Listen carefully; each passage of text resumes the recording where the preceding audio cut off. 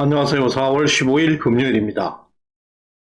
지난 상부 대선 기간 내내 후보들의 도덕성 논쟁이 뜨거웠습니다. 민주당 이재명의 절대적 타락을 덮기 위해서 윤석열 가짜 풍문까지 만들어야 했습니다. 언론들은 물론 일부 우파들까지 그 풍문에 속아서 윤석열의 도덕성을 물고 뜯었습니다. 아직까지 윤석열의 비도덕성의 실체가 하나도 나온 게 없습니다. 풍문은 멀쩡한 사람도 마녀사냥으로 악마를 만들어 버립니다. 윤석열은 26년 공직생활에서 수차례 좌천과 복귀를 반복해 왔습니다. 좌천에 살아남을 수 있었던 것은 그의 청렴함과 잡초 같은 근성이었습니다. 역설적으로 윤 당선인 만큼 도덕성을 가진 사람도 드물다 하겠습니다. 이제 윤석열의 시대가 도래하고 있습니다. 좌천되었던 단짝 한동훈 검사가 법무장관으로 화려하게 컴백하였습니다. 윤석열에게 어떤 정부를 원하십니까? 라는 설문에 1. 도덕성이 최상위 가치가 되는 정부 11%, 2. 도덕성보다는 사회 혼란, 무질서, 불법에 강력하게 대처할 수 있는 정부 88%, 3. 모르겠다가 1%, 이렇게 답변을 하였습니다. 역시 시정연 시청자분들은 똑똑한 분들입니다. 도덕성이라는 것은 인간의 이상일 뿐입니다. 이 시대 2022년 대한민국의 시대 정신은 도덕성이 아닙니다. 도덕성보다는 사회 혼란, 무질서, 불법에 강력하게 대응하는 것이 시대 정신이라 하겠습니다. 지금 구독과 좋아요 버튼을 꾹 눌러주십시오. 최고의 방송이 되겠습니다. 사실상 대한민국은 내전 상태입니다. 현재 민주당 핵심 세력은 아직도 30년 전 낡은 이념에 빠져 있습니다. 그들은 사회 혼란과 무질서로 살아가고 있습니다. 무식한 사람이 신념을 가지게 되면 이판사판 용감해지는 것입니다.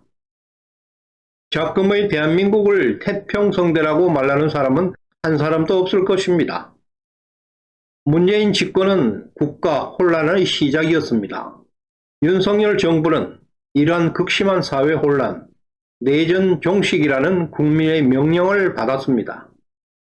공정, 정의, 상식이 무너진 국가를 바로 세워달라는 국민들의 명령입니다.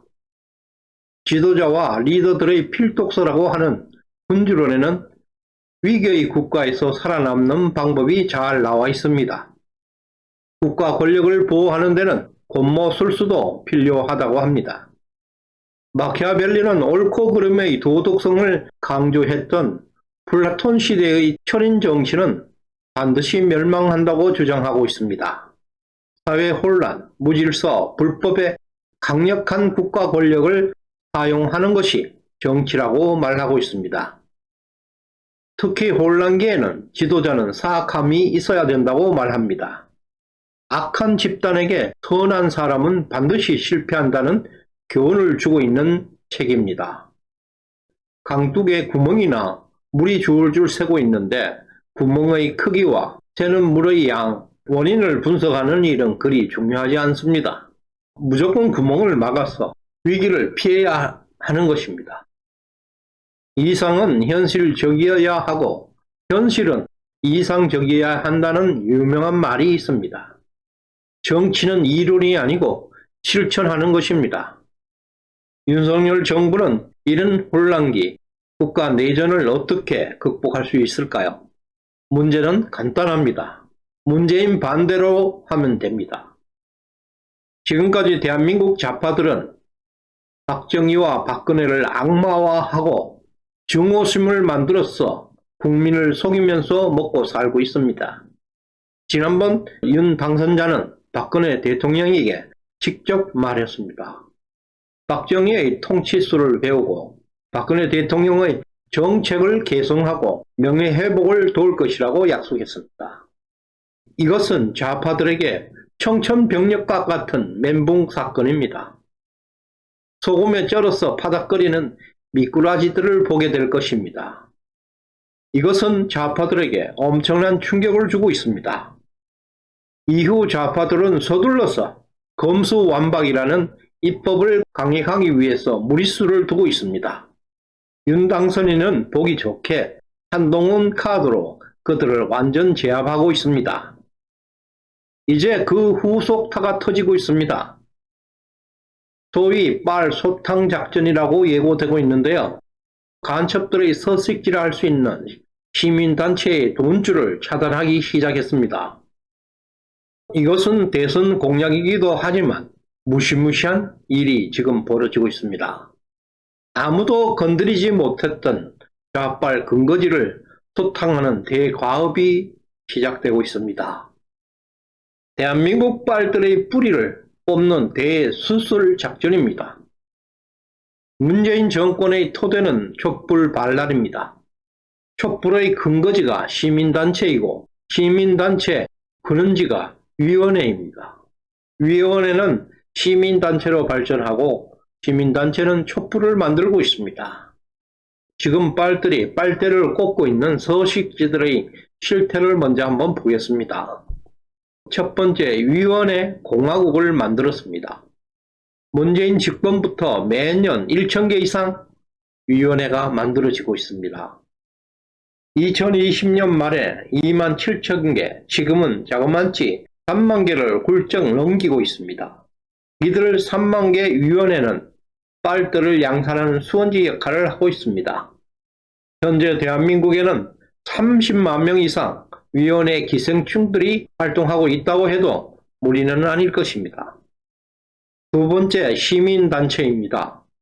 시민단체 99% 좌파 정당의 하부 정치 조직들입니다. 2021년 3월 기준으로 해서 시민단체 수는 15,336개입니다. 행안부 또는 지자체에 등록된 공식 시민단체들입니다. 비공식 시민단체를 포함하면 모르긴 몰라도 5만 개 이상은 훌쩍 넘을 것입니다. 일반적으로 위원회 정치는 공산당이 남긴 유산입니다. 시민단체는 대학과 함께 빨대를 생산하는 근원지가 되고 있습니다. 윤석열 정부는 내란 수준의 국가위기, 국가 혼란에서 빨리 탈출을 해야 합니다. 도덕성은 좌파들의 프레임입니다. 욕먹어도 부국강병의 길을 뚜벅뚜벅 걸어나가시기를 바랍니다. 부국강병의 기초는 빨 소탕에 있습니다. 빨의 근원지, 서식지에 대해서 돈줄을 차단하려는 정책에 국민들은 열광할 것입니다. 이미 행안부는 인수위에 시민단체 기부금 내역을 전면 공개할 것이라고 보고하고 있습니다. 또 감사원에서도 시민단체 운영 내역에 대해서 전반적인 감사를 단행할 것이라고 합니다. 누구도 건드리지 못한 좌빨 서식지, 시민단체를 지금 손보고 있습니다. 대한민국은 하루하루 정상을 찾아가고 있습니다. 절대적인 응원과 지지가 필요합니다. 감사합니다.